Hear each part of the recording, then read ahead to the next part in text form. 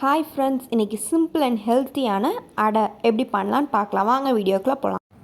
ஒரு பவுலில் 3/4 வழக்கு துவரம்பருப்பு, 1/4 வழக்கு கடலைப்பருப்பு,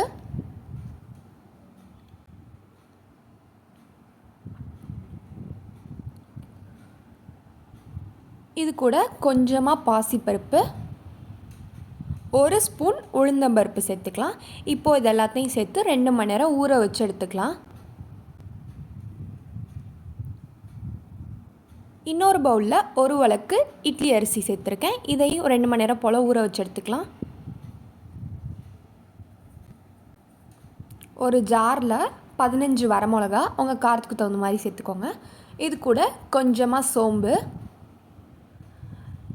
நம்ம ஊற வச்சுருக்க பருப்பையும் 2 செட்டாக போட்டு அரைச்சி எடுத்துக்கலாம். தண்ணி ஊற்றியே கொரகொரப்பாக அரைச்சி எடுத்துக்கோங்க. இப்போது நம்ம கொரகொரப்பாக அரைச்சி எடுத்தாச்சு. இப்போ இதை ஒரு பவுலுக்கு மாற்றிக்கலாம். இதே மாதிரி அடுத்த செட்டை பருப்பை மட்டும் போட்டு அரைச்சி எடுத்துக்கோங்க. தண்ணி ஊற்றி இதே மாதிரி கொரகொரப்பாக அரைச்சி எடுத்துக்கோங்க.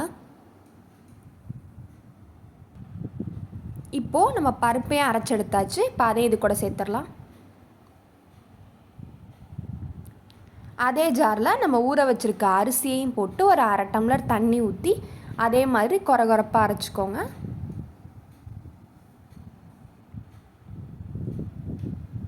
இப்போ நம்ம அரிசியும் அரைச்சி எடுத்தாச்சு. இப்போ அதையும் இது கூட சேர்த்துடலாம்.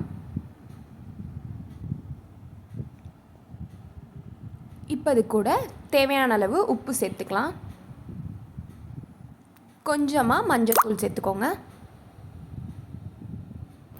இப்போது இது கூட 20 சின்ன வெங்காயம், 3 ஸ்பூன் தேங்காய், 1 கேரட், 5 இதழ் போல் முட்டைக்கோஸ், இது கூட கொஞ்சமாக கொத்தமல்லி, கருவேப்பிலை, இது எல்லாத்தையும் நான் சாப் பண்ணி எடுத்திருக்கேன். நீங்கள் நல்லா நைஸாக நறுக்கியும் எடுத்துக்கலாம். இப்போது இது எல்லாத்தையும் நம்ம இது கூட சேர்த்துக்கலாம்.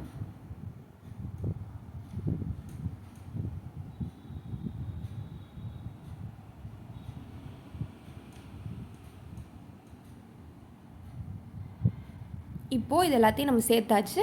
இப்போ நம்ம இதை கலந்து விட்டுக்கலாம்.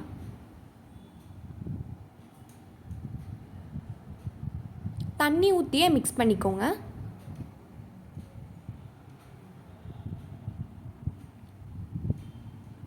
இப்போவே உப்பு உரப்பு பார்த்துக்கோங்க.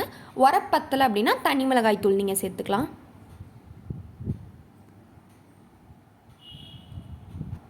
கல் சூடாயிடுச்சு. இப்போ நம்ம அடை ஊற்றிக்கலாம். நைஸாக ஊற்றிக்கோங்க. இப்போது நம்ம எண்ணெய் விட்டுக்கலாம். அடை கொஞ்சம் எண்ணெய் கொஞ்சம் கூட சேர்த்தா தான் நல்லாயிருக்கும். இப்போது ஒரு சைடு வெந்துருச்சு. நம்ம இன்னொரு சைடும் வேக வச்சுக்கலாம்.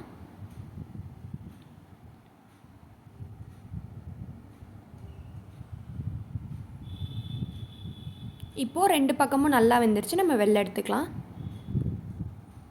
ஃபைனலி நம்மளோட டேஸ்டியான அடை ரெடி.